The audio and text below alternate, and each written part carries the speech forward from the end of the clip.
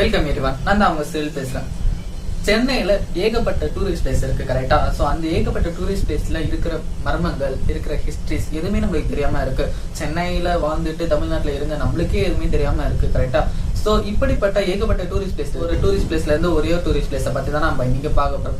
Okay friends, வீடியோக்குள்ள போறதுக்கு முன்னாடி உங்ககிட்ட ஒரு சின்ன ரெக்வெஸ்ட். நம்ம சேனலை யாராவது சப்ஸ்கிரைப் பண்ண மாட்டீங்கன்னா மறக்காம சப்ஸ்கிரைப் பண்ணிக்கோங்க. பக்கத்துல இருக்க பெல் ஐகானை டச் பண்ணிக்கோங்க. அப்பதான் அப்போ நோட்டிபிகேஷன் உங்களுக்கு உடனுக்குடன் வந்து சேரும். வாங்க இப்ப நம்ம வீடியோக்குள்ள போகலாம்.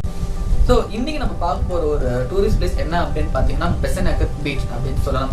ஸோ என்ன இந்த பெசன்ட் நகர் பீச் எடுத்தோம், இது என்ன அவ்வளவு பெரிய ஒரு டூரிஸ்ட் பிளேஸ் கேட்டீங்கன்னா, இப்போதைக்கு மெரினா பீச்சுக்கு அடுத்து இருக்கிற ஒரு பெரிய பீச் பெசன்ட் நகர் தான் நம்ம சென்னையில, கரெக்டா? ஸோ இந்த ஒரு பெசன்ட் நகர் பீச்சை பத்தி பேசலன்னா கண்டிப்பா எனக்கு தூக்கமே வராது. நான் ரொம்ப நாள் யோசிச்சுட்டு இருந்தேன் இந்த டாபிக்.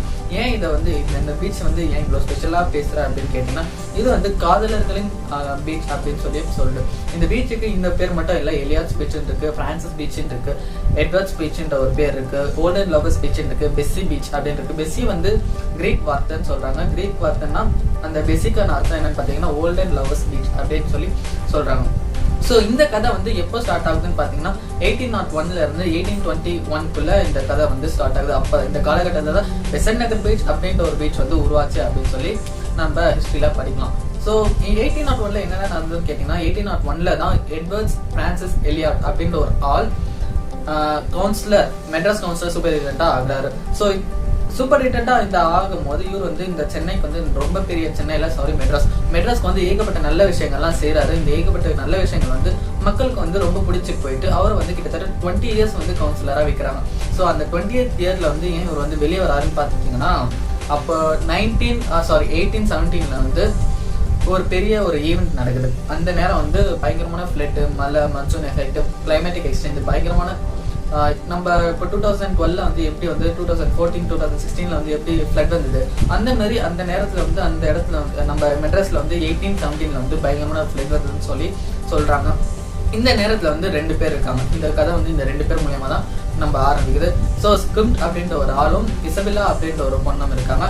இசபெல்லா வந்து ரொம்ப ரிச்சான ஒரு பொண்ணு. இது வந்து பிரிட்டிஷ்குள்ளேயே நடக்குது, பிரிட்டிஷ் ஆளுங்களுக்குள்ளேயே நடக்குது. ஸ்கிரிப்ட் அப்படின்ற ஒரு ஆள் வந்து அவரும் பிரிட்டிஷ் ஆள் தான், பட் அவர் வந்து செயலரா இருக்காரு. இசபெல்லா வந்து ரொம்ப ரிச்சான பொண்ணு. இவங்க 2 பேரும் வந்து ரொம்பவே லவ் பண்ணிக்கிறாங்க. ஒருத்தர் வந்து பயங்கரமா லவ் பண்ணிக்கிறாங்க. பட் அவங்க வீட்டுல எப்பவும் போல ஒத்துக்காத ஒரு நேரம். ஏன்னா இவங்க வந்து ரிச், இவங்க வந்து செயலரா இருக்காங்க, கடல் மீன் பிடிக்கிறவரா இருக்காரு அப்படின்ற ஒரு காரணத்துக்காக அவங்க வீட்டுல ஒத்துக்கவே இல்லை. எல்லாம் டிக்னிட்டி ப்ராப்ளம் இல்ல, ஸோ அதனால ஒத்துக்கவே இல்லை. இருந்தாலும் 2 பேரும் தனி வீடு எடுத்து வேற ஒரு இடத்துக்கு போயிட்டு வாழ ஆரம்பிக்கிற இந்த நேரத்துல வந்து ஃபிளட் வர ஆரம்பிக்குது. சாப்பிட்றதுக்கு எதுவுமே இல்லை, ஏன்னா அவர் மீன் பிடிக்கிறாரு, கரெக்டா? ஃபிளட் வர நேரத்துல அவளால படகுல போக முடியல, வீட்டுல காசு எதுவுமே இல்லை, சாப்பிடணும் முடியல. அவங்க லவ்வரை பார்த்து பசியில இருக்கும்போது அவருக்கு வந்து மனசு கேட்கவே இல்லை. அதனால இவர் என்ன பண்ணிருக்காருன்னா, நான் கடலுக்கு போய் கொஞ்சம் மீன் பிடிச்சிட்டு வரேன் அப்படின்னு சொல்லி போறாரு. அந்த நேரத்துல வந்து இசபெல்லா இல்ல போகாதீங்க அப்படின்னு சொல்றாங்க. பசியா இங்கேயே இருந்தாலும் இருக்கலாம், பட் நீங்க கடலுக்கு போகாதீங்க அப்படின்னு சொல்றாங்க. இருந்தாலும் அவர் கேட்காம போறாரு. போகும்போது அவங்க வைஃப் வந்து லவ்வர் வந்து விடாதனால சரி நானும் வரேன், இசபெல்லா சொல்றாங்க. நானும் வந்தேன்னா நீங்க போங்க, தனியெல்லாம் உங்களை விடுறதா இல்ல, நான் வரேன், நீங்க கூட்டிட்டு போறதா போங்க, இல்லைன்னா நம்ம பட்டி அங்கேயே இருந்துடலாம் அப்படின்னு சொல்றாங்க. ஸோ 2 நாள் சாப்பிடாத இவங்க வந்து சரி வா ரொம்ப பசி அப்படின்னு சொல்லி கூட்டிட்டு போறாரு படகுல. ஒரு குறிப்பிட்ட நேரத்துல வந்து பெரிய ஆள வந்து அவங்கள 2 பேரையும் காலி பண்ணிடுச்சு. கடல் வந்து மூடிட்டு இந்த விஷயம் வந்து ஃபேமிலிக்கு தெரிய வந்து ஆள் காணுமே அப்படின்னு சொல்லி ஃபேமிலிக்கு தெரிய வந்து அவங்க ஃபேமிலி ரிலேஷன்ஸ் எல்லாம் போய் அவங்க கவுன்சிலர்கிட்ட கம்ப்ளைண்ட் பண்றாங்க. இந்த மாதிரி ஒருத்தங்க இங்க புள்ள போச்சு, காணும், என்ன நடந்ததுன்னு தெரியல, நீங்க தான் தேடி தரணும், அவங்க பாடி கிடைக்கணும், இல்ல அவங்க எங்க போயிருக்காங்க, வேற எங்கேயாச்சும் போய் சேர்ந்துட்டாங்களா எங்களுக்கு தெரியாது, நீங்க தான் போய் கண்டுபிடிச்சு தரணும் அப்படின்னு சொல்லி சொல்றாங்க. அந்த நேரத்துல வந்து அவர் வந்து 3rd டே அவங்க தொலைஞ்சு போய் 3வது நாள் வந்து தேட ஆரம்பிக்கிறாரு. அந்த 3rd டேல இருந்து 4 நாள் வரைக்கும் தேடியும் பாடி எதுவுமே கிடைக்கல. எந்த இடத்துக்கு போய் சேர்ந்தாங்களும் கிடைக்கல. சரியான டெக்னாலஜி இல்லாதனால எந்த இடத்துக்கு போய் சேர்ந்தாங்களும் தெரியல. இப்போ வந்து அந்த 4வது நாள் முடிஞ்சு 5வது நாள் மார்னிங் ஒரு 11:30 அப்படின்னு சொல்றாங்க. 11:30 to 12 o'clock அந்த நேரத்துல வந்து அவங்க பாடி வந்து 2 பேரோட பாடி வந்து கரை ஒதுங்கலாம். ஒரு 2 பேர் கையில துணி சுத்தி ரெட் கலர் கிளாத் சுத்தி கரை ஒதுங்குதுன்னு சொல்றாங்க. ஸோ அந்த நேரத்துல வந்து பார்த்து அவருக்கு வந்து ரொம்பவே மனசு கஷ்டமாச்சு. இப்போதான் அவர் வந்து எட்வர்ட் வந்து எல்லார்கிட்டையும் விசாரிக்க ஆரம்பிக்கிறார். இவங்க யாரு, எதனால இப்படி கடலுக்கு போனாங்க, யாரு இவங்களை தனியா விட்டது, கடலுக்கு போன காரணம் என்ன அப்படின்னு சொல்லி விசாரிக்க ஆரம்பிக்கும் போதுதான் அவருக்கு வந்து கதை தெரியுது. இவங்க ஒரு லவ்வர்ஸ், இவங்க வந்து வீட்டுல ஒத்துக்கல அப்படின்னு சொல்லி இந்த மாதிரி ஒரு கதை வந்து போயிட்டு இருக்கு.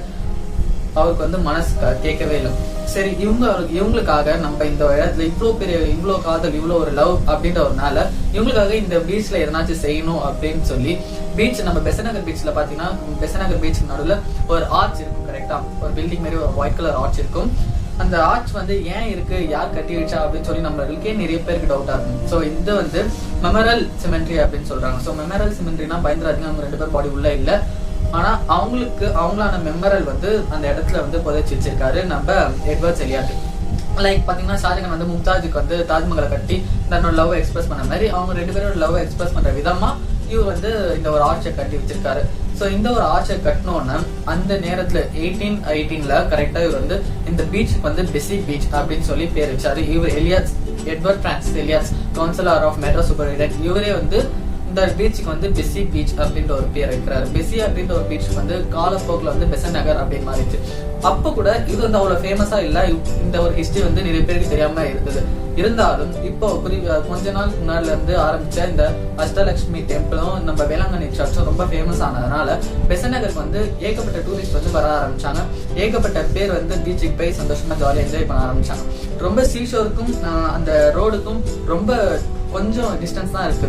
இந்த ஒரு ஃபேமஸான பீச் இவ்வளவு கிட்ட இருக்கு, இவ்வளவு பெரிய காதலர்களான ஒரு பீச் வந்து இந்த ஒரு ஹிஸ்டரி யாருக்குமே தெரியாம இருக்கு. கரெக்டா, சோ இப்படிப்பட்ட ஒரு ஹிஸ்டரி எல்லாருமே இப்போ தெரிஞ்சிருக்கும் அப்படின்ற ஒரு சந்தோஷத்தோட இந்த வீடியோ நான் முடிக்கிறேன். ஓகே ஃப்ரெண்ட்ஸ், இந்த வீடியோ உங்களுக்கு பிடிச்சிருந்தா லைக் பண்ணுங்க, ஷேர் பண்ணுங்க, மறக்காம சப்ஸ்கிரைப் பண்ணுங்க. Until then, signing off, Cyril. Bye, see you later. Bye.